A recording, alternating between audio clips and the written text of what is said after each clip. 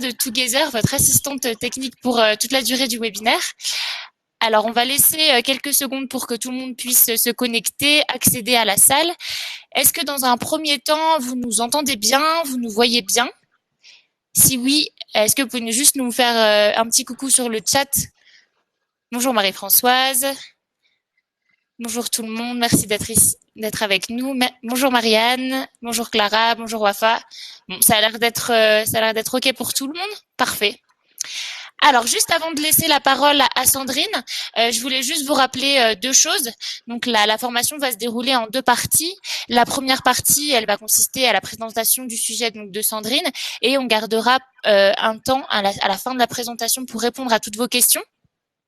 Pour que vous puissiez vous poser vos questions, vous avez dans le chat ou là où vous devez taper votre message une icône avec un point d'interrogation.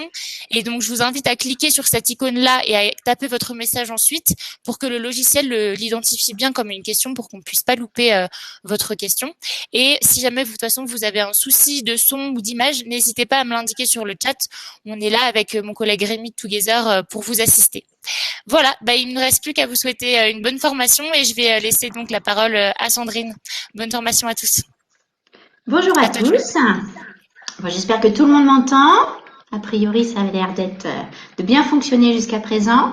Donc, bienvenue à tous nos collaborateurs de France, du Benelux, du Canada aussi, de la Suisse, un petit peu de partout aujourd'hui. Donc voilà. Donc moi, je vais vous présenter aujourd'hui la destination Les Açores. Pourquoi? Tout simplement puisque nous avons reçu depuis quelques semaines, des années précédentes, des demandes de plusieurs agences parce qu'elles connaissent pas la destination et certains de leurs vacanciers leur demandent de plus en plus d'organiser des voyages justement pour les Açores. À part l'archipel des Açores, je pense que tout le monde connaît. Plusieurs d'entre vous en ont peut-être jamais entendu parler ou ne connaissent pas très très bien. Voilà. Donc dans un premier temps, je vais me permettre de vous présenter rapidement un petit peu notre équipe. Et notre agence, donc nous faisons partie du groupe Terra. Certains d'entre vous le connaissent déjà certainement, qui est devenu un spécialiste reconnu du tourisme dans le secteur du voyage, que ce soit à la carte, en groupe, au niveau des organisations d'événements. Donc Terra Lusitania est implantée au Portugal. Donc notre agence est basée à Lisbonne, avec 3 de mes collaboratrices, puisque notre équipe est entièrement féminine pour l'instant, en tout cas. Donc, vous avez donc Sandrine qui est notre responsable, qui bien sûr connaît toutes nos destinations, puisque nous gérons non seulement le Portugal continental, mais également certaines îles de la Macaronésie, comme les Açores et Madère, que ce soit pour des circuits découverts, pour des individuels, sur des thématiques également, et à quelques reprises, à quelques occasions pour des groupes. Nous avons notre petite Estelle, petite parce qu'en âge par rapport à nous, les plus anciennes, qui s'occupe principalement du continent portugais et de Madère. Nous allons avoir Valérie qui va nous rejoindre le mois prochain, mais qui n'est pas nouvelle chez Terra puisqu'elle nous arrive de l'une de nos agences en Amérique latine. Et moi-même, la deuxième Sandrine, ce qui n'est pas toujours très simple d'avoir 2 Sandrines à l'agence, qui est basée sur les Açores. Voilà, donc notre pôle est divisé en 2 parties, donc principalement Lisbonne et depuis, on va dire, quelques temps sur les Açores. Donc, pourquoi les Açores? Tout simplement que ce gros coup de cœur depuis quelques années, ça fait à peu près 2 ans et demi que je suis au sein de Terra Lusitania, découvert les Açores il y a à peu près 4 ans et décidé de venir m'y installer puisque après avoir trotté plusieurs années dans plusieurs pays du monde, c'est une destination qui regroupait plusieurs, on va dire, plusieurs coups de cœur, dont en proximité avec la mer. Vous voyez, le bureau, c'est quand même pas plus désagréable que ça. Donc c'est quand même, voilà, c'est sympathique. Donc toutes nos collaboratrices, moi y compris, nous tenons particulièrement à avoir une connaissance du terrain.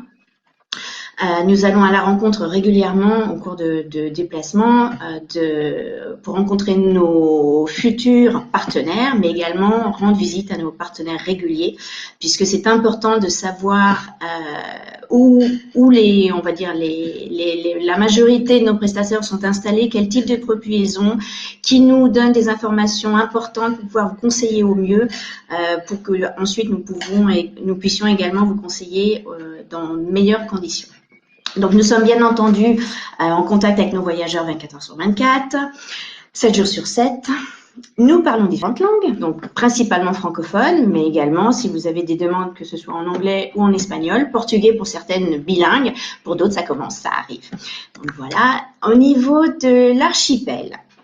où se trouvent les Açores. Donc, si vous avez déjà fait quelques recherches, nous sommes presque au milieu de l'Atlantique, à peu près à mi-chemin entre le continent nord-américain et l'Europe. Donc, bien sûr, nous avons un décalage horaire. Ne serait-ce qu'entre ici et notre bureau de Lisbonne, nous avons 1 heure en moins. Par rapport à l'Europe, donc la France, le Benelux, la Suisse, vous avez 2 heures de décalage par rapport aux Açores, donc nous sommes à moins 2 heures. Et bien sûr, que ce soit le Canada ou les États-Unis, nous sommes à plus de 4 heures. Étant donné que ce sont des îles portugaises, la langue officielle est le portugais. Cela dit, l'avantage, c'est que la deuxième langue la plus répandue sur l'archipel est l'anglais. Tout simplement puisque de par le passé, vous avez eu énormément de connexions avec le Canada et les États-Unis, puisque de nombreux Açoriens ont émigré et ont toujours des relations très importantes entre ces différents pays. Certains reviennent régulièrement tous les ans. Donc, au niveau de vos vacanciers, alors le français est peu parlé sur l'archipel, rarement. Cela dit, les Açoriens sont adorables, ils vous aident toujours. On peut se débrouiller des fois avec les mains. Ils essaient toujours de trouver une solution. Et puis, nous sommes là de toute manière. Voilà. Pour se rendre sur les Açores, en termes de formalité, étant donné que c'est un pays européen, puisqu'il est rattaché de toute façon au Portugal continental, vous avez besoin pour l'Europe d'une carte d'identité. Alors attention, bien en cours de validité, puisque l'extension de 5 ans qui est valable sur la France n'est pas valable en dehors de la France, donc sur le Portugal continental et les îles portugaises, il vous faudra automatiquement une pièce d'identité qui est valable durant tout le séjour. Pour les autres personnes, un passeport. J'espère que je vais pas trop vite, désolée. En quelques mots, donc au niveau de l'archipel, c'est un archipel qui se compose de 9 îles. Alors, on a tendance à les séparer en 3 groupes différents. Vous avez ce qu'on appelle le groupe occidental qui regroupe 2 îles, dont la principale, dont je vais vous parler un petit peu plus tard, qui s'appelle São Miguel, qui concentre à peu près 50% de la population de l'intégralité de l'archipel, c'est l'île la plus peuplée. Pour une petite indication, São Miguel, en termes de superficie, est à peu près 10 fois plus petite que la Corse. Donc, vous voyez, ce sont vraiment de toutes petites îles. Alors, la carte, au niveau de l'échelle, n'est pas tout à fait représentative, puisque São Miguel, c'est vraiment la plus grande de l'archipel, alors que Terceira, qui est la deuxième île la plus peuplée, est vraiment beaucoup plus petite que ce qu'elle ne paraît. Donc, le deuxième groupe dont on parle quand même assez souvent, c'est le groupe central qui regroupe 5 îles, dont Terceira, la deuxième la plus habitée, Graciosa et les îles que l'on appelle du Triangle. Vous allez voir un petit peu plus tard pourquoi on les appelle les îles de Triangle. Vous avez São Jorge, Pico et Faial. Et puis après, nos 2 petites dernières qui font partie des plus petites de l'archipel, les plus reculées également, Flores et Corvo, qui font partie du groupe occidental. Donc, étant donné que vous avez 3 groupes, on va dire des îles plus importantes, les unes que les autres, vous avez également des 3 villes qui se détachent du reste des autres îles. Vous avez Ponta Delgada sur l'île de São Miguel, vous avez Angra do Heroísmo sur l'île de Terceira, et sur le groupe central, la ville la plus importante est Horta, donc il se situe sur l'île de Faial. Donc, ces 3 villes-là sont également des portes d'entrée sur l'archipel, puisque toutes les îles, vous ne pouvez pas forcément venir juste ensuite, vous ne pouvez pas forcément arriver depuis le continent directement sur n'importe quelle île. Nous avons donc 3 entrées majeures, donc São Miguel, Terceira et Faial, et depuis cette année, Pico est devenu également l'une des portes d'entrée ou de sortie. Vous allez voir sur les Açores, vous pouvez très bien arriver sur une île, repartir d'une autre île, par exemple. Donc justement, pour que ça soit un petit peu plus parlant, comment vous pouvez vous rendre aux Açores? Donc, étant donné que nous avons des participants de plusieurs pays, vous avez, en fonction d'où vous êtes situé, diverses possibilités. Il faut savoir qu'en règle générale, vous n'avez pas de vol direct pour rejoindre l'archipel, à quelques exceptions près, bien sûr. Par exemple, la France, la Suisse, le Luxembourg, pour le moment, n'ont pas de vol direct. Vous transitez essentiellement via Lisbonne pour vous rendre sur certaines îles de l'archipel ou voir Porto. Porto, par contre, vous avez beaucoup moins de possibilités puisque vous avez uniquement 2 îles que vous pouvez atteindre en passant par Porto, qui sont São Miguel et Terceira. Certains pays sont un petit peu plus chanceux, comme le Benelux, la Belgique, vous avez des vols directs, cette année en tout cas, depuis Bruxelles, cela dit pas tous les jours de la semaine. Également depuis le Canada ou les États-Unis en fonction des îles, en fonction des saisons, puisque cela peut également changer. Ça peut très bien être des vols qui sont mis en place juste pour la saison d'été, à raison d'1-2 fois par semaine. Voilà, je ne sais pas si c'est suffisamment clair. De toute manière, si vous avez des questions, vous pourrez les reposer à la fin de la présentation. Petite particularité, si vous avez déjà eu l'occasion d'essayer d'organiser des voyages sur l'archipel, vous pourrez vous rendre compte qu'à l'aller, vous pouvez avoir des connexions dans une même journée. Cela dit, au retour, en fonction des villes, ça marche pas tout le temps. Donc, ça peut arriver que vos vacanciers soient obligés de rester une nuit à Lisbonne. Par exemple, nous avons le cas pour la France de Nantes, voire de temps en temps Bordeaux. Je vous ai fait une petite liste de toute manière avec certains pays, certaines villes qui sont desservies par des vols directs et je vous ai indiqué également quelques références de vols que ce soit un petit peu plus facile à trouver. Voilà. Donc, ensuite, qui dit archipel dit plusieurs îles. Donc, les connexions inter-îles peuvent être aussi un petit peu particulières à percevoir quand on n'a pas l'habitude. Donc, toutes les îles disposent d'un aéroport ou d'un aérodrome. Toutes, même les plus petits, même Corvo ou Santa Maria ou Graciosa. Par contre, les îles entre elles, la majeure peuvent se relier par vol inter-îles. Nous avons une compagnie aérienne uniquement sur les Açores qui s'appelle la SATA, nouveau nom Azor Airlines. D'autres îles, malgré qu'elles aient un aéroport ou un aérodrome, vont se connecter par bateau. C'est pour ça, en fait, que ces trois îles-là ont été surnommées essentiellement le triangle, puisque entre ces trois îles, vous allez avoir uniquement des connexions par bateau. Vous n'allez pas pouvoir aller, par exemple, de Pico à Fayal en avion, de Pico à Saint-Georges en avion, ou de Saint-Georges à Fayal en avion. Vous allez automatiquement utiliser un ferry, qui au niveau des distances, je vous les ai repris un petit peu ici, les temps de parcours. Vous n'avez que 30 minutes entre Fayal et Pico, et en fonction du port de départ, c'est un petit peu plus long pour rejoindre Saint-Georges. Cela dit, de ces îles-là, après, pour vous diriger vers d'autres îles, vous allez aussi avoir des vols inter-îles. C'est un petit peu particulier à percevoir quand au début on ne connaît pas tout à fait bien la destination. C'est également pour ça que c'est intéressant toujours d'être en contact avec un spécialiste qui peut vous aiguiller en fonction des demandes de vos vacanciers. Je vous ai mis juste pour une petite idée des temps de transport de São Miguel, on va dire pour le groupe central en général, c'est à peu près 50 minutes de vol. Entre les îles les plus occidentales, vous avez à peu près 30 minutes de vol pour vous rejoindre le groupe central. Il faut savoir que certaines îles, pour se rejoindre entre elles, ont de temps en temps besoin de 2 connexions. Vous n'avez pas forcément de vol direct, ce qui est le cas pour São Miguel et Flores et Corfou. Voilà. Après, au niveau des ferries, j'ai pas détaillé plus la carte parce que sinon ça aurait été un petit peu trop d'informations. Vous avez, à part ces 3 îles-là, d'autres îles qui peuvent également se rejoindre par ferry. Mais cela dit, certains parcours peuvent être très très longs, donc on les utilise rarement et d'autant plus qu'ils existent uniquement en été et pas forcément tous les jours de la semaine. D'autre part, pour se déplacer sur l'archipel, donc sur les îles, certaines îles vont être un petit peu plus développées que d'autres, par exemple Terceira, São Miguel, ce qui veut dire aussi en termes de transport en commun, elles vont bénéficier d'un petit peu plus de bus que d'autres des îles de l'archipel. Cela dit, pour vos vacanciers, il n'est pas toujours très simple de se déplacer en bus, déjà parce que les horaires sont limités, ça peut arriver que vous ayez qu'un bus ou 2 bus dans la journée, et d'autre part, vous avez certains points d'intérêt dans des départs de randonnée, par exemple, les bus n'y passent pas. Donc, en général, c'est plus souvent soit dans le cadre d'excursions organisées, soit dans le cadre de location de voitures. Donc, voilà un petit peu la particularité, la géographie de l'archipel. Autre particularité qui est importante à souligner pour tout voyage aux Açores. Certains d'entre vous l'ont déjà peut-être eu le cas de questions de vos voyageurs qui vous demandent « Ah, mais c'est quand la meilleure saison pour partir aux Açores ?» En fait, c'est toujours une question, il est très difficile d'y répondre puisque vous n'avez pas de saison sèche, vous n'avez pas de saison des pluies, nous avons un climat qui est doux, il est tempéré, nous ne sommes pas du tout sur le type de climat tropical, donc ce qui veut dire que vous avez l'influence automatiquement de l'Atlantique. On peut avoir tendance à comparer avec l'Irlande, avec l'Écosse, cela dit avec un bémol puisque nous avons des températures qui sont beaucoup plus douces en hiver. En hiver, par exemple, nos minimales, c'est entre 10 et 15 degrés. En été, on va dire que ça peut atteindre les 25-28 degrés, bien sûr, étant donné que ce sont des îles avec quand même un certain taux d'humidité. Si vous avez des vacanciers qui vous disent « Nous, on veut partir en été, parce que juillet, août, normalement, il fait beau partout », entre autres, plus ceux qui ont l'habitude de la Méditerranée, par exemple.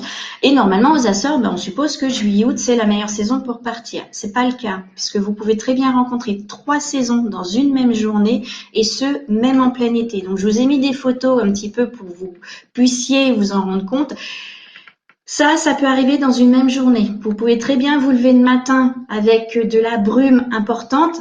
Si vous vous souvenez de la première photo de la présentation, le fameux cratère complètement dégagé, c'est exactement le même endroit. Donc vous avez vu que la perception n'est pas du tout la même. Le vent peut se lever, on peut avoir une mer déchaînée, donc ce qui inclut automatiquement que ce soit au niveau des avions ou des bateaux. Ça peut arriver qu'on ait du retard, hein, c'est un archipel, donc entre les îles, automatiquement, on subit les conditions climatiques. Et en fin de journée, que le temps se calme, se découvre complètement, vous avez des magnifiques couchers de soleil, plus de vent, une mer lisse. Voilà, donc ça, c'est vraiment typique des Açores. L'un des exemples qui est quand même assez représentatif, sur l'île de Pico, nous avons le point culminant, donc c'est le point le plus important également de tout le continent portugais. Nous sommes à peu près à plus de 2300 mètres. Le matin, vous pouvez très bien vous lever, le Pico est complètement dans les nuages. Ça peut arriver qu'il se découvre pas de la journée, voire pendant plusieurs jours. Ça peut arriver que quelques heures plus tard, ou en fin de journée, il soit complètement découvert. Et que dans la nuit, vous réveillez le lendemain matin, que dans la nuit, vous ayez des tombées de neige et que vous voyez le sommet complètement enneigé. Alors ça, c'est quand même rare. Une fois dans l'année, en général, c'est en février. Sinon, partout au niveau de l'archipel, vous n'avez pas de neige. Quand on parle de 3 saisons, c'est des alternances entre vent, des averses et du soleil. Cela dit, on peut quand même avoir de magnifiques journées sur les Açores et profiter aussi de la baignade en été. La température de la mer, en général, c'est aux alentours de 20-24 degrés, par exemple, en juillet-août. En hiver, en décembre, si on a eu une belle fin de saison, on peut encore avoir de l'eau à 18 degrés. Donc, c'est pas non plus, pour ceux qui sont pas frileux, c'est quand même faisable. Au niveau des saisons, donc pas seulement saison au niveau de la météo, vous avez également des saisons que ce soit en termes tarifaires. Vous avez la haute saison tarifaire, s'étale du 1er juin au 30 septembre. La saison basse entre novembre et mars. On a pour le moment encore une moyenne saison. C'est vrai qu'on s'aperçoit au fur et à mesure des années que la moyenne saison a tendance à diminuer. Peut-être qu'un jour, on arrivera seulement à 2 saisons. Donc, la basse saison est intéressante pour des personnes qui ont des petits budgets, qui peuvent partir sur certaines des îles de l'archipel, comme San Miguel et Terceira en hiver. Le climat est quand même doux, qui peuvent profiter quand même on va dire, des paysages, de certaines activités, parce que certaines autres activités automatiquement ont plus lieu pendant la saison de printemps-été. Vous avez également, pour les passionnés de cétacés, les Açores, c'est quand même une destination phare pour l'observation des cachalots, différents types de baleines migratoires et également de dauphins, dont certaines espèces sont migratoires. La haute saison migratoire a lieu au printemps, donc entre avril et juin. Vous avez une deuxième saison migratoire en automne. Cela dit, les cétacés ne résident pas sur l'archipel, ils font passer alors qu'au printemps, ils s'arrêtent. Donc, on a beaucoup plus de chances de les voir. Donc, vous avez plusieurs espèces. Certaines espèces qui vont être un petit peu plus rares, comme celle-ci, par exemple. On n'en voit pas forcément tous les ans. Après, en fonction de certaines activités, vous allez avoir des saisons un petit peu plus spécifiques. Pour les plongeurs bouteilles, par exemple, vous avez la saison des remontas. Pour ceux qui sont passionnés par tout ce qui est oiseaux, vous avez également des espèces migratoires. Et selon les espèces qui vous intéressent, vous aurez diverses saisons. Vous n'aurez pas une saison précise. Et puis après, vous avez certains types d'activités comme la nage avec les dauphins, par exemple, qui n'a lieu uniquement de mi-juin à mi-septembre. Pourquoi les Açores? Donc, certains d'entre vous ont certainement déjà entendu parler les Açores puisque c'est la nature. Oui, c'est vrai. Ça, c'est l'un des points communs par rapport à toutes les îles de l'archipel. C'est une immersion dans une nature qui est restée préservée. Nous sommes loin d'un tourisme de masse. D'ailleurs, c'est souvent la raison pour laquelle on nous contacte puisque nos vacanciers, la première chose qu'ils nous disent, voilà, nous, on est à la recherche d'une destination loin de la masse. La nature, on a vu des images, on a vu un reportage, on a lu des magazines et c'est vraiment la chose qui revient en premier. Donc des paysages époustouflants, c'est un archipel, 9 îles, donc automatiquement chaque île est différente et vous allez avoir des paysages qui vont varier d'une île à une autre. Un autre point commun, et tous nos vacanciers, après plusieurs années, ça revient régulièrement dans les commentaires, c'est la gentillesse des Açoriens. C'est un archipel, pas de stress. Ils sont encore pas trop touchés par le tourisme pour certaines îles. Vous passez en voiture, vous faites un petit signe de la main à quelqu'un qui est au bord de la route, il va vous répondre. Vous êtes perdu, ça peut arriver, j'en ai certains, ils vous montrent la route avec leur voiture. Vous avez une relation avec la population locale qui malheureusement a tendance à se perdre sur certaines destinations. Bien entendu, c'est également pour l'offre en termes d'activités de plein air. Un point important qui est très apprécié également, c'est que c'est une destination qui est sécurisée. À l'heure actuelle, vous avez certains voyageurs qui peuvent avoir, entre guillemets, peur d'aller dans certains pays, de par ce qui peut se passer dans plusieurs pays du monde. Les Açores, c'est tranquille. On n'a pas d'attaque, on n'a pas de cambriolage, on n'a pas de vol. Sur certaines îles, on a des personnes qui laissent encore leur porte ouverte, qui ferment pas à clé. Voilà, donc ça, c'est rassurant. Facile de se déplacer sur les îles. Le réseau routier est très correct. Pas dangereux, vous n'avez pas de route en bord de précipice. Nous avons des personnes qui ont le permis depuis 1 an, ils viennent sur l'archipel, ils n'ont pas peur de conduire parce que c'est vraiment simple de se déplacer. Alors, cela dit, nous avons quand même un danger. Voilà, nos copines, les vaches. Et alors ça, les vaches, vous avez presque plus de vaches sur l'archipel que d'habitants. C'est vrai, hein, ils vous le diront tous, hein, les Açoriens. Donc ça peut arriver en effet que sur certaines routes et sur certaines îles, dans la brume, vous rencontriez des vaches et elles peuvent nous créer des embouteillages. Voilà, loin d'être les embouteillages des grandes villes, mais voilà, il faut être patient sur les Açores. Donc voilà, donc je vous le disais, terme archipel, donc particularité, elles ont toutes des points communs ou des différences au niveau des paysages, des intérêts, des activités, également des spécialités culinaires, puisque chaque île a en général une spécialité, une particularité. Pourquoi conseiller à vos vacanciers un voyage aux Açores? Tout simplement, vous avez plusieurs thèmes. Ce n'est pas seulement une destination qui est destinée aux sportifs. C'est pas parce que vous faites de la randonnée que vous allez venir aux Açores et que la destination ne peut pas être un lieu intéressant pour d'autres voyages. Ça peut être des personnes de 70 ans, ça nous arrive, qui viennent, qui visitent 2 ou 3 îles parce qu'ils sont intéressés par tout ce qui est histoire et tradition. Ce sont des îles qui sont très marquées de par leur localisation, par rapport au niveau des pirates, par rapport aux navigateurs à la transatlantique qui s'arrêtent sur certaines îles du groupe central. Également au niveau des traditions, c'était des îles qui étaient très marquées par la chasse à la baleine qui a été abolie il y a à peu près 30 ans, qui maintenant s'est reconvertie en observation des cétacés. Vous avez des traces justement du passé par rapport à l'architecture sur certaines îles, des restes de villages coloniaux, que ce soit on va dire des petits parcs, des petits kiosques, des églises. Bon, ça, au Portugal, vous avez beaucoup d'églises. Et l'avantage, c'est que sur différentes îles de l'archipel, vous allez avoir des églises de styles différents, de couleurs différentes. Vous avez également des sources d'eau chaude que vous trouvez sur l'une des îles, São Miguel. Vous avez certaines choses qui sont uniques vraiment en Europe, comme les plantations de thé. Vous avez également un parc naturel qui est très important, plus sur certaines îles que d'autres, fait également partie de la géosphère. Vous avez une protection de certaines endémiques, mais également de certains types d'oiseaux, comme une espèce qui était en voie de disparition, qui n'existe uniquement sur l'île de São Miguel, qui s'appelle le priolo. Faut pas oublier que vous avez sur l'archipel on va dire deux choses qui sont inscrites au patrimoine mondial de l'UNESCO. La première, c'est le centre historique de Terceira.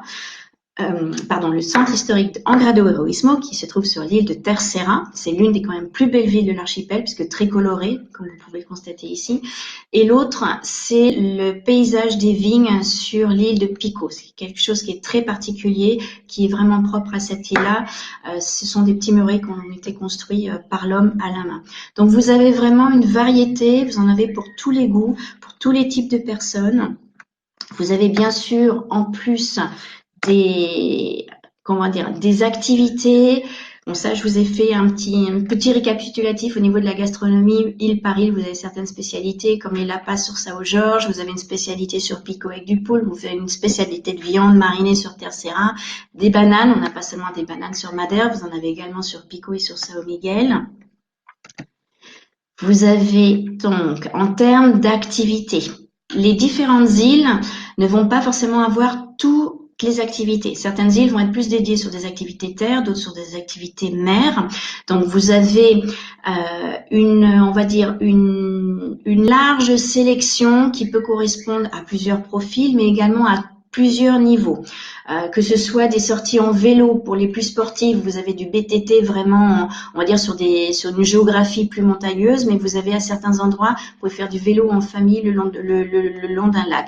Vous avez du golf, vous avez du canyoning, vous avez de l'équitation, vous avez de l'ornithologie. Maintenant, c'est vrai que les Açores, en termes d'activité qui revient généralement dans les demandes, c'est une destination qui s'y prête, bien entendu, de par sa richesse au niveau nature, c'est quand même la randonnée. Au niveau des niveaux, vous n'êtes pas forcément obligé d'avoir un niveau expert pour faire de la randonnée. Vous en avez pour des personnes qui peuvent marcher par exemple pendant 1 heure et demie, qu'on classerait plus en termes de balade. Vous n'en avez pas énormément, vous en avez quelques-unes. La majorité des randonnées, les durées vont varier entre 3 et 5 heures. Bien sûr, avec quelques particularités sur certaines îles. Vous allez avoir par exemple le Pico, on va dire pour les personnes qui sont beaucoup plus expertes. Vous avez une durée de 6 heures en moyenne. Vous avez sur Fayal une randonnée qui dure à peu près 7 heures.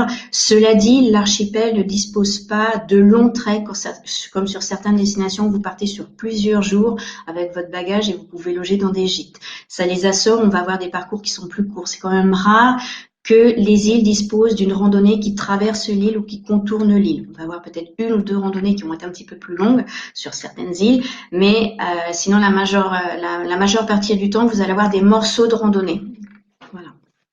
Au niveau de l'altitude, généralement les îles, pour les plus élevées, c'est à peu près 500 mètres d'altitude, comme la caldeira de Fayal par exemple. Cela dit, vous avez quelques exceptions, quelques pics un peu plus élevés sur São Jorge, São Miguel qui montent à peu près à 1000 mètres, et bien sûr le volcan Pico qui lui est à plus de 2000 mètres. Mais sinon, vous n'avez pas normalement de risque de maladie d'altitude pour vous adapter à la destination. Après, vous avez bien sûr quelques autres activités en plus que celles que je vous ai montrées. Pour ceux qui sont plus tournés vers des activités, on va dire, en relation avec l'eau. Vous avez du paddle, vous avez du kayak, vous avez du surf, vous avez de la pêche, vous avez de la plongée, vous avez du nautisme. En termes de nautisme, juste un petit bémol, c'est que vous n'avez pas des sorties comme sur certaines destinations pour faire 1 heure, on va dire un tour d'1 heure en bateau. C'est essentiellement sur des semaines de charter. Souvent sur la saison d'été, à l'exception de São Miguel, vous avez éventuellement une possibilité de faire une sortie pour le coucher du soleil. L'activité phare, ça j'en ai parlé tout à l'heure, c'est l'observation des cétacés. Donc ce sont des activités qui restent quand même, entre guillemets, douces. Ce ne sont pas des activités à haute sensation. Vous n'avez pas de jet ski, vous n'avez pas de survol en hélicoptère. C'est des choses qu'on nous demande de temps en temps. Maintenant, voilà, ça reste quand même des activités. Le canyoning, ça peut être un petit peu plus, on va dire un petit peu plus sportif, mais sachant que vous avez quand même des niveaux adaptés pour des familles et des enfants. En termes de visite, cela peut également arriver que vous ayez certains de vos clients qui ont envie de venir aux Açores pour participer à un événement en particulier. Vous avez certaines compétitions sportives, comme la semaine dernière, nous avons eu le Red Bull Cliff Diving. Vous avez des courses à pied qui sont organisées sur l'archipel entre plusieurs îles. Vous avez également certaines compétitions comme le rallye automobile qui passe sur les Açores à certaines occasions. Vous avez des fêtes, que ce soit un festival de musique, vous avez les fêtes de la mer sur le groupe central en été. Tout l'été, vous avez divers îles de toute façon qui vont organiser certaines fêtes plus ou moins grandes, dont certaines avec des connotations religieuses, comme la fête du Santo Cristo, les Spiritu Santo, les Saints ou Joaninas sur Terceira. Donc, ce sont des îles qui, malgré qu'elles soient quand même tranquilles, nature, elles sont actives. Voilà, vous pouvez faire autre chose uniquement que du sport. Vous pouvez visiter, vous pouvez avoir des choses avec des connotations également culturelles. Pour vous donner un petit aperçu des différents profils qui peuvent correspondre à la destination. Ça va être adapté à plusieurs types de personnes. Vous pouvez venir aux Açores, que ce soit en couple.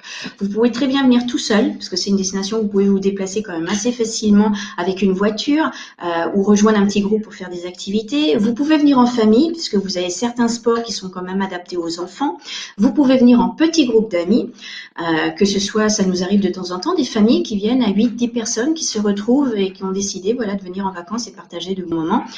Petit bémol, les Açores, pour les plus grands groupes, c'est un petit peu plus compliqué, plus complexe, justement parce qu'en termes d'hébergement, on va être limité.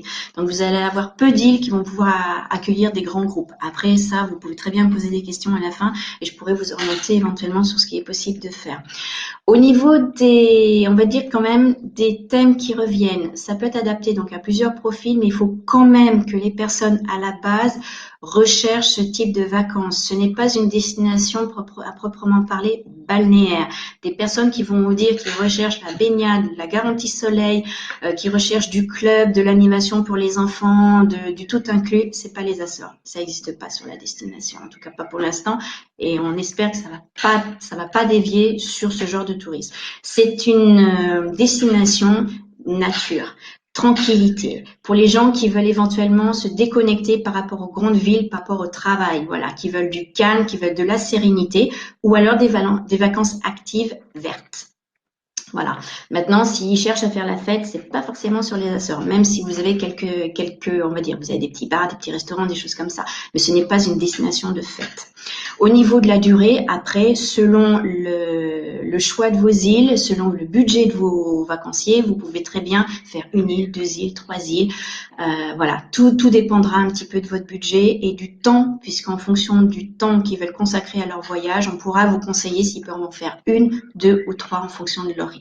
Donc ça, on en parlera un petit peu plus tard. Je vous ai donné quelques exemples. Pour vous donner une petite idée également de la particularité de la destination, étant donné que nous avons 9 îles, il est quand même très rare de rencontrer le même type d'hébergement d'une île à une autre. Vous pouvez bien rester dans une même catégorie. Cela dit, cette catégorie-là, un exemple, par exemple, un petit hôtel 2 étoiles, mais certaines îles n'ont pas d'hôtel 2 étoiles. Vous allez être sur de la guest house, vous allez être éventuellement sur de la maison d'hôte, mais vous n'allez pas pouvoir offrir à vos vacanciers, par exemple, un hébergement classique, un hôtel 3 étoiles, s'ils font 5 îles, dont certaines îles rurales. En général, vous avez peu d'hôtels sur l'archipel. Quelques îles vont avoir des hôtels 2 étoiles, très simples. D'autres vont avoir quelques hôtels 4 à 5 étoiles, sachant que la destination n'est pas une destination où le luxe s'est développé. Vous avez de nouvelles structures qui se construisent avec quelques structures 4 à 5 étoiles. Mais attention, au niveau du service, on est quand même loin du luxe. Hein, vous n'êtes pas sur des destinations, certaines destinations comme l'Asie par exemple, où par rapport aux qualités-prix, vous pouvez avoir des choses de très haut de gamme. Les Açores, ils essayent de se développer, mais on reste sur des choses quand même assez simples. Donc, vous avez essentiellement des petites structures 2 étoiles, que ce soit des guest house, des petits hôtels familiaux. Vous avez également, ça peut être des hôtels dans des poussadas. Vous avez bien sûr des chambres d'hôtes. Vous avez quelque chose qui se développe beaucoup sur certaines des îles. Ce sont des locations, que ce soit des appartements, que ce soit des petites maisons rurales, par exemple. Ça, c'est sur Pico. Ça, c'est également sur Pico. Vous avez, les maisons d'hôtes peuvent être très simples, comme elles peuvent être historiques. Elles peuvent avoir un très beau panorama. Vous avez vraiment une variété et rien ne se ressemble. Donc, automatiquement, vos vacanciers, s'ils font un combiné d'îles, ils vont comparer. Donc, ce qui est important, c'est de faire parler vos voyageurs, savoir ce qu'ils attendent, ce qu'ils aiment pas, s'ils veulent être près d'une petite ville, s'ils veulent être perdus dans la nature. Vous avez vraiment des choses complètement différentes. Les hébergements avec lesquels nous avons choisi de travailler, parce que en général, nos vacanciers, le profil qu'ils ont, même dans les plus jeunes, ne veulent plus partager des salles de bain. Donc, vous avez quelques auberges de jeunesse, mais l'avantage sur les Açores, vous en avez certaines avec des salles de bain privées. Donc, tous nos hébergements sélectionnés disposent d'une salle de bain privée. Après, certains disposent de petits déjeuners, d'autres non. Ceux qui n'en disposent pas, souvent ont une possibilité d'avoir accès à une cuisine commune. Certains ont un petit déjeuner normal, donc soit servi, soit sous forme de buffet. Mais vous avez une formule qui s'est beaucoup développée. C'est également le panier petit déjeuner, c'est-à-dire qu'il vous apporte le matin tout ce qu'il faut, mais c'est vous qui vous préparez le petit déjeuner. Et ça, ce sont des choses que vous vous rendez pas toujours compte quand vous faites des recherches sur Internet, par exemple. Il y a un hébergement, petit déjeuner inclus. Sauf qu'attention, en fonction des endroits, ce n'est pas un petit déjeuner qui va être servi ou en buffet. Voilà, il faut quand même que les gens y travaillent un petit peu sur certaines structures. Au niveau on va dire des logements insolites, vous avez quelques logements qui se développent. Vous avez quelques lodges qui vont être, on va dire, d'un niveau quand même confort. Vous avez des choses qui vont être plus typiques, comme des yurts, voilà, sur Fayal. Vous avez également, c'est ce qui peut être très intéressant et très apprécié par certains de nos voyageurs, possibilité de dormir une nuit ou plusieurs nuits dans un ancien moulin qui a été entièrement rénové et tout le moulin est à disposition, c'est privatif. Vous avez des anciens couvents, quelques poussadas, voilà. Vous avez vraiment des structures qui sont complètement différentes, des maisons historiques qui se sont transformées en maisons d'hôtes. Donc voilà, c'est vraiment quand même quelque chose qui est loin du profil classique d'un hôtel 2, 3 ou 4 étoiles. Et ça, c'est vraiment important. Pour vous mettre un petit peu dans l'ambiance, parce que c'est vrai que bon, les images c'est bien, le fait que j'en parle c'est bien, mais j'aimerais quand même vous montrer une petite vidéo pour vous rendre compte un petit peu de ce que c'est que la destination. Donc il n'y en a pas pour très longtemps, je vous laisse regarder.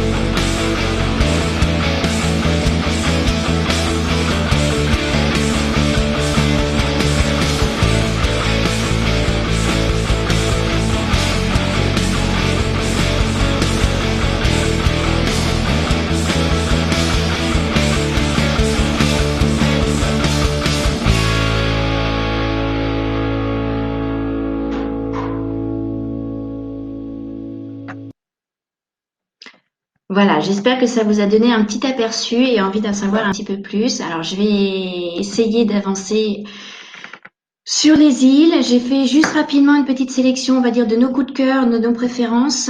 Je pourrais pas passer en revue les neuf îles parce qu'on n'a pas assez de temps. Donc, l'île principale, tout simplement parce que c'est la plus variée, la plus facile d'accès, facile d'y rester 6 jours, une petite semaine, uniquement faire cette île.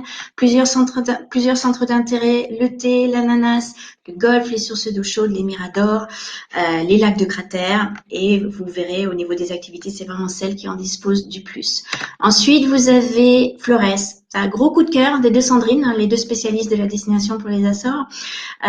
Tout simplement parce qu'une île perdue, on va dire, au bout, un petit peu impression d'être au bout du monde, majestueuse au niveau en termes de paysage, pureté, à l'état brut, des anciennes traditions peu développées, magnifique. Au niveau d'une autre île très nature, très rurale, qui fait partie du triangle central, Sao-Georges. Habitants adorables, contraste entre les hauts plateaux, les falaises, les fajas qui sont des avancées de terre dans la mer, très beau panorama, seule île qui a encore des cultures de café, très célèbre pour son fromage, même si on en trouve également sur d'autres îles de l'archipel, et encore quelques traditions qu'on trouve plus sur certaines des îles de l'archipel. Vous voyez les petites églises. Sur Pico, l'île Noire, surnommée l'île Noire, son fameux volcan dont on peut faire l'ascension.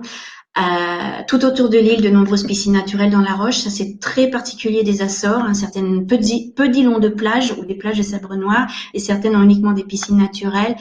Route centrale avec des côtes volcaniques, le fameux paysage des vignes de Pico, bien sûr l'observation des cétacés et quelques petits villages uniquement en pierre de basalte. Donc d'une île à une autre, vous avez vraiment des contrastes, des particularités. Fayal, très porté vers la mer, très célèbre pour sa marina et ses peintures, point de passage de nombreux navigateurs qui font la transatlantique. Contraste entre le centre de l'île verdoyant et l'extrémité ouest beaucoup plus désertique. Et après, certaines activités nautiques, dont la plongée sous-marine par exemple, qui n'est pas uniquement propre à Fayal. Exemple de voyage, donc pour des vacanciers qui ont une seule semaine, avec un budget qui est pas trop important, on va dire que l'île que l'on va conseiller en premier, ça va être São Miguel, puisque vous pouvez éviter de vous rendre sur d'autres îles qui impliqueraient des vols inter-îles, donc automatiquement un budget un petit peu plus élevé. Vous avez également des facilités d'entrée et de sortie au niveau international et on va dire un large choix en termes d'hébergement puisque vous avez un petit peu de tout sur São Miguel.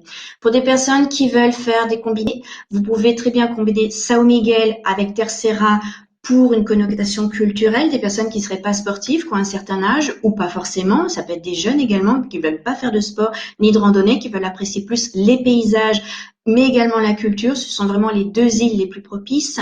Pour des personnes qui veulent plus un contraste et qui veulent éviter, on va dire, les îles les plus visitées quand même, parce que São Miguel, c'est quand même l'île principale, donc c'est là où vous allez avoir le plus de monde, même si nous ne sommes pas sur de la masse.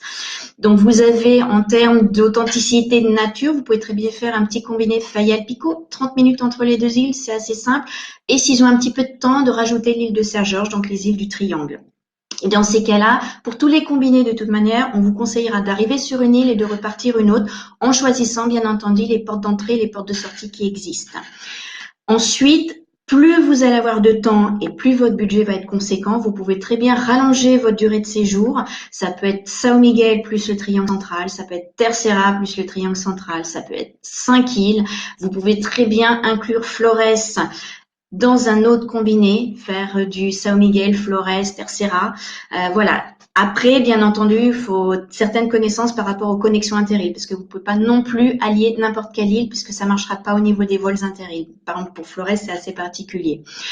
Flores, important, c'est une île qui est très rurale, peu d'hébergement. Ça, c'est un petit peu le cas de toute façon sur certaines îles de l'archipel. Il faut vous y prendre longtemps à l'avance.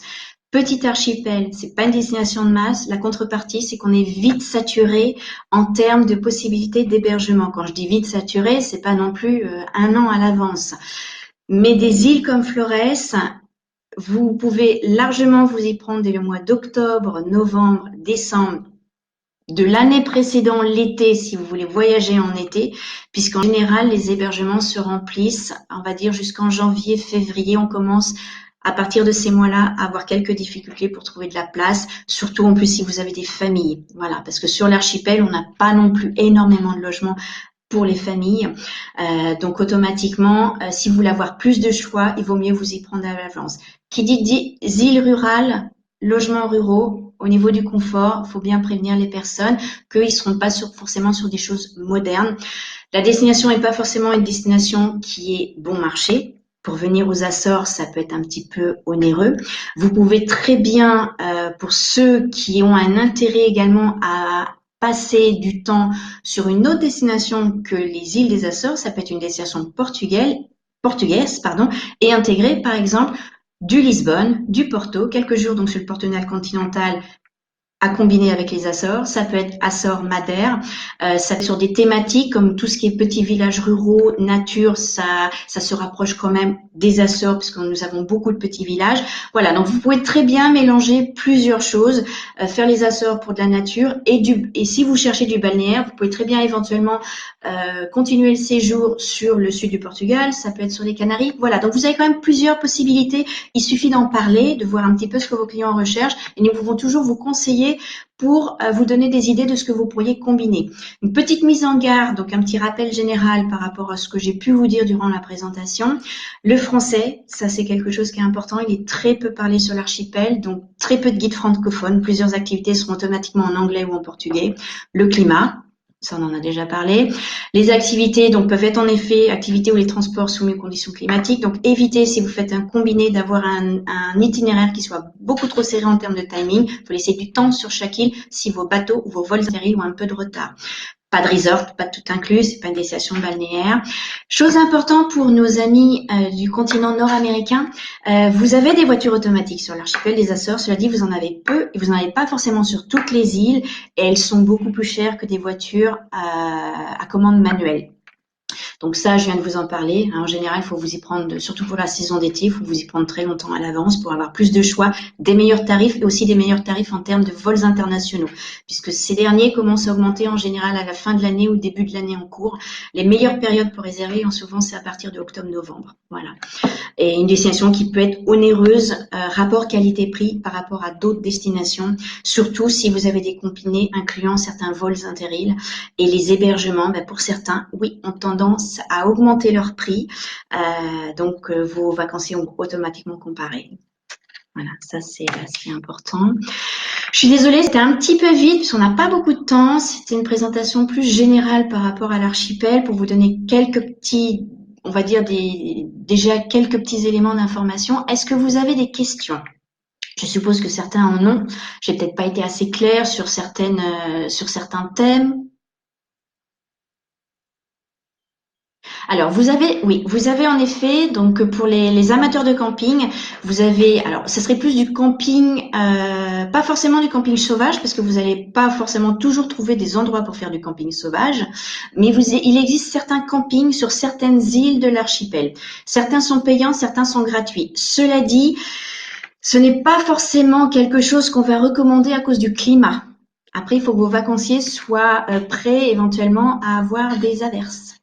Donc pas voilà, tout dépend de ce que recherchent vos voyageurs. Maintenant, nous personnellement, nous travaillons pas avec les campings.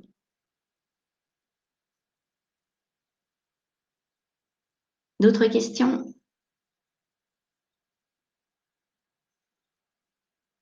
Merci à vous. Merci pour la participation et de votre temps surtout, parce que je sais qu'en ce moment, pour certains, la haute saison, vous en avez pas beaucoup.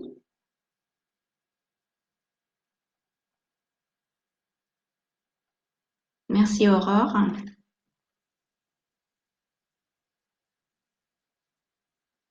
De toute façon, n'hésitez pas. Vous allez, si vous avez des questions, parce qu'aujourd'hui vous n'avez pas beaucoup de temps et vous voulez qu'on en discute ensemble directement, vous pouvez très bien m'envoyer un mail pour des questions un petit peu plus précises. Alors, existe-t-il des liaisons directes avec le Maroc, s'il vous plaît? Pas que je sache, non. Vous allez certainement devoir passer par Lisbonne. Une idée de budget pour un circuit d'une semaine environ. Alors, ça, tout dépend de la saison, tout dépend des hébergements considérés. Et tout dépend de l'île considérée. São Miguel hors saison, une location de voiture sur de l'hébergement, on va dire simple, 2 étoiles, faut compter à peu près dans les minimums 600 € par personne, sachant que ça peut varier. Tout dépend s'ils incluent une activité ou pas également.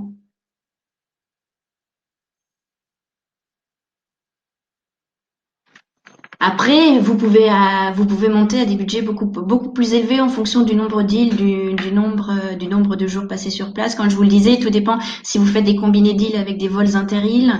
Et dès l'instant que vous allez changer de catégorie, combien avez-vous dit pour une semaine? Alors, une semaine en basse saison, hors saison, sur São Miguel, par exemple, sur du logement 2 étoiles, simple, avec location de voiture sans activité. En général, ça peut tourner aux alentours de 600 € par personne, sans le vol international. Difficile d'avoir des hôtels en last minute. Alors, tout dépend de la saison. Si vous venez en plein été, hein, alors, il y a 2, 3 ans, vous pouviez éventuellement prendre le risque d'arriver avec votre sac à dos sur certaines îles, éventuellement trouver quelque chose en dernière minute. C'est quelque chose qui devient pratiquement impossible à l'heure actuelle en plein été, voire sur d'autres saisons. Étant donné que c'est une destination qui devient de plus en plus prisée. La saison d'été se remplit très vite également avec des Portugais qui viennent du continent parce qu'ils ne peuvent voyager souvent qu'en juillet et août. Donc, si vous venez en plein hiver, oui, vous pouvez éventuellement trouver des choses de dernière minute. Maintenant, je vous le déconseille pour la saison d'été et pas seulement pour les hôtels, c'est que les voitures, même à partir d'un certain moment dans l'année, à partir du mois de mai ou du mois de juin, sur certaines îles, il n'y a plus de voitures. Ah oui, tout est pris. 10, 12 jours avec un combiné d'îles. Alors, ça, ce sont des questions un petit peu pièges parce que tout va dépendre de quelles îles vous incluez. Si vous restez sur de 10, 12 jours uniquement sur le triangle central, par exemple Pico, Fayal et Sao Jorge, vous n'avez pas de vol inter-île. Le ferry, c'est pas très onéreux. Si vous y prenez très longtemps à l'avance et vous pouvez avoir des logements simples, économiques, 10, 12 jours, pas en plein été, on va dire en moyenne saison, ça peut être en avril, en dehors des vacances de Pâques, par exemple. Faut pas que ça tombe pendant des fêtes qui sont considérées comme de la haute saison. Du 10 jours, ça peut tourner aux alentours. Tout dépend des hébergements, mais en général, ce sera pas moins dans les 800 000 €. Très aléatoire, puisque le moment où votre voyageur va vous demander, tout dépendra de la disponibilité sur place. Tous les hébergements ont leur propre table de prix. Vous n'avez pas une table de prix pour tous les logements 2 étoiles. Chacun fait ses propres prix. Donc, en général, quand on nous envoie une demande, tout dépend de la disponibilité actuelle. Donc, d'une Alors, proposition à une autre, ça va varier. merci à tout le monde pour cette présentation. Merci beaucoup Sandrine pour cette présentation très complète. Est-ce qu'il y a encore des questions De toute façon, vous allez recevoir très prochainement un mail avec le replay de la formation et plus d'informations que Sandrine va vous communiquer dans les jours qui viennent. J'ai l'impression qu'il n'y a plus de questions, donc il nous reste plus qu'à vous remercier. Merci de votre participation. Si jamais vous ne connaissez pas la plateforme Together et que vous avez envie d'en savoir un petit peu plus, on organise lundi prochain une formation pour les agents de voyage qui vous explique un petit peu le fonctionnement de la plateforme. Donc, pour rappel, c'est une plateforme qui est gratuite pour les agents de voyage, qui est dédiée aux professionnels du tourisme et qui vous permet de rentrer directement en communication avec des réceptifs, accéder à tous les replays de toutes les formations, faire des appels d'offres aux réceptifs en direct, etc. Donc, je vous mets, et bien sûr sans commission, je vous mets le lien si vous voulez vous inscrire à cette formation-là. Voilà, c'est lundi, c'est 1er juillet à 16h heure française, si je me souviens bien. Merci beaucoup Sandrine, et il ne me reste plus qu'à vous souhaiter une bonne journée. Je sais qu'en France vous avez très chaud, et donc bon courage. Nous ici en Bolivie, il fait bien froid. Bonne journée à tous. Merci. Merci Sandrine. Merci.